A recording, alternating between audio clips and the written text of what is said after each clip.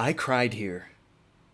I have never cried while watching an anime. Well, sure, I've gotten sad or happy and felt the urge to, but this moment instantly brought tears to my eyes. Dandadan is so amazing at building its characters, and even with this ghost who we've seen for only 2 episodes, we are able to genuinely feel what she feels. We feel the pain she went through, the yearning she had, and the happiness and satisfaction she craved. I think one of the main points of episode 7 is to challenge our perspective whenever we see yokai. I mean, if the point wasn't already clear with Turbo Granny comforting the abused women, this arc should definitely hammer it home. This was done by truly subverting our expectations and showing us the human side of yokai. To start this video, we need to look back a couple episodes to when we were first introduced to Aira. Honestly, I thought she would be a new love interest for okarun, but it was nice to see Momo stick up for him. Though I guess I wasn't prepared for the mean girl personality she had. どうせあんなやつ女の子とまともに話したことないでしょ。私みたいな可愛い子に触れられるなんて今後絶対ないだろうし。Still, it was pretty interesting seeing it all go down. And then we saw how she was involved with Okarun and Momo again in the next episode, as she not only could see Momo's magic, but she also had Okarun's family jewels. And this was a beautiful shot, by the way. With that in mind, I found it fun that she went from a crazy mean girl to a DIY exorcist in a school day. It led to a really fun fight and honestly a great enemy for Momo and Okarun. I especially liked that they made Momo fight while their hands were tied in the next episode because it led to pretty creative solutions. However, we got this comedic yokai who kept wanting Aira to call her mommy or okasan. I mean, heck, we even see this frame of a young girl tugging on the dress of a tattered and bloodied woman. This made me think she was always a ghost, something like Seiko. And actually, after looking it up, they're called onryo, which are types of ghosts that are young women who were wronged by a man and seek vengeance. I think this fits Acrobatic Silky pretty well, but also she's based on the yokai called Akusara, or Akurubaraku Sarasara. You can probably guess what that translates to. I also think this folklore is so cool. I'd love to research more yokai. I think the last time I did was when I played Yokai Watch, and for my D&D character.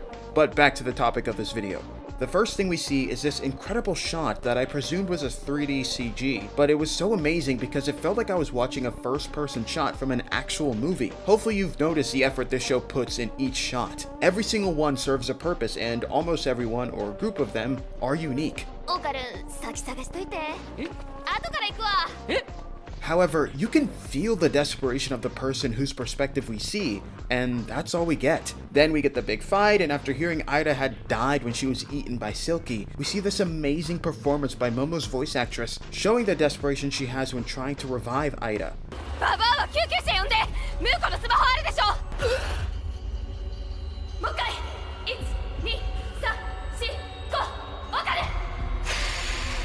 Then Silky offers her aura, and Momo has to connect her to Aira. But before getting into this, can we appreciate this shot right here? It's a little thing, but it's cool how okarun can transform easier now, and also, I think it's nice that this was done in a longer take rather than multiple cuts. Though this show has been amazing with holding on to shots. Anyways, this is when the episode, or the entire show, takes a complete shift from its typical comedic action nature and becomes very, very sentimental. We get the entire backstory of Silky, and it is heartbreaking. I love the visual storytelling of this whole sequence because there are hardly any words in it, but the art. Oh, the art, it's so beautiful. There are so many pretty colors and highly detailed environments. I especially like the contrast of the nightclub with the neon lights and the rainy crosswalk with the streetlights, which both emanated the same sense of gloom. Additionally, the detail on that doorknob was really good. I just think this whole scene was such an emotional juggle because we see this woman whose life is surrounded by sorrow, and the only thing that makes her happy, the only person who literally lights up her world,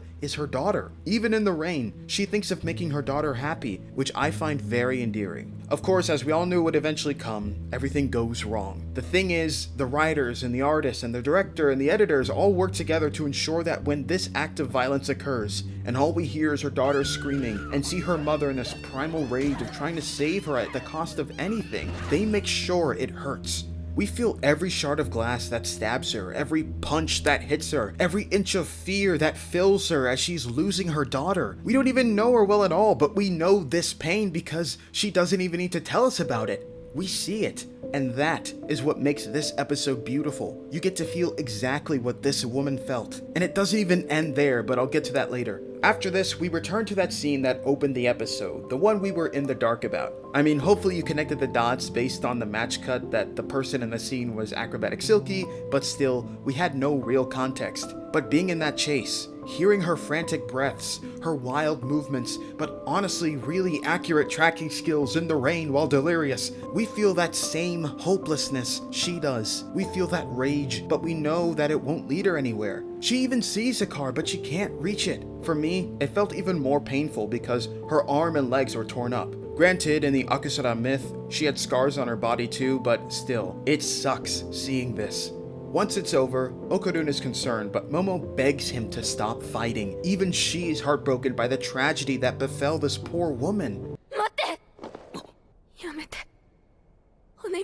It is such a real emotion that the writers put into the show, despair. And it doesn't help that Turbo Granny said that there's nothing in store for her in the afterlife since she had unfinished business but never fulfilled it. And regardless of that, Silky would have still went to the void if it meant saving Aira, as you can tell by how quickly she ripped her jaw off when Momo thought she would try to eat her.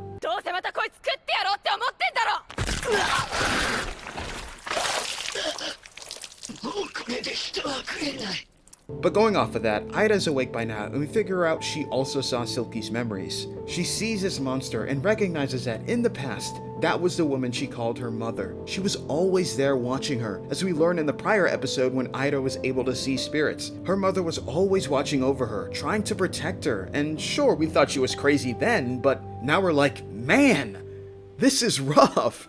But we see these thoughts form in her mind, knowing that this mom of hers will disappear unsatisfied with her life. And even in the light of all this craziness, she gets up and runs to her like she used to when she was a child and hugs her. And this part instantly brought tears to my eyes.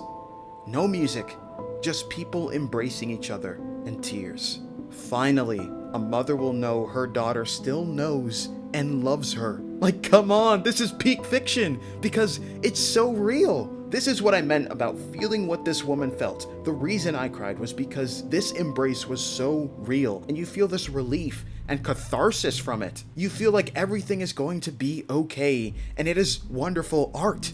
This is art. Seriously, this show should be in the Hall of Fame of something somewhere. Also, isn't it great that in yokai form, Silky's tall enough that when Aira hugs her, it feels the same as when she did when she was a child? They even matched the shots with the bright, gleeful atmosphere of her youth. Man, it's gorgeous. I can't wait to see more Aira, but man, the fact that this show went through all of that to tell the story of a yokai before Aira, and it still worked? This is incredible storytelling because they're able to make you feel for these characters who we legit should not care about. It is wonderful that they went through this much care of ensuring that so many people know this woman's story, especially after Turbo Granny said no one will remember her. Her story deserves to be told, and I think it's wonderful that she got another hug that made even the darkest of days shine.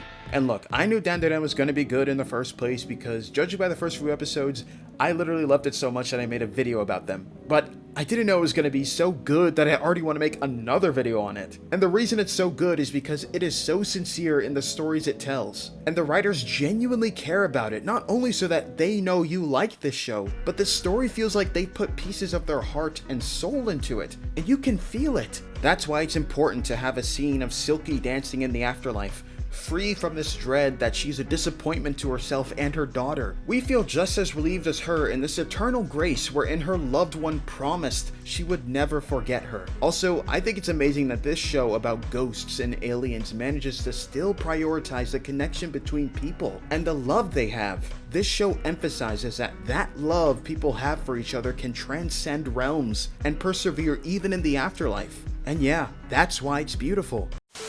So that's how Dandadan is great at subverting expectations. Of course, this episode and this arc overall was amazing, and seriously, I can't wait for this show to continue. I heard there's going to be a break and then they're going to add 12 more episodes to the show, so I'm really happy about that because man, this show is wonderful. As always, thank you guys for watching. I have a couple projects I want to work on since we actually did hit 11k subs thanks to the last Dandadan video. And for a hint, there are 2 projects and both are related to Fate.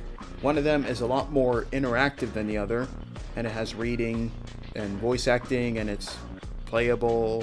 I don't know, maybe you'll figure out what I'm working on. But yeah, Thank you guys so much for watching. I can't wait for more Dandadan episodes to throw me into an emotional roller coaster. Be sure to leave a like, subscribe if you're new, comment your thoughts on the show and what else you want to see, and I'll see you guys next time. Peace out.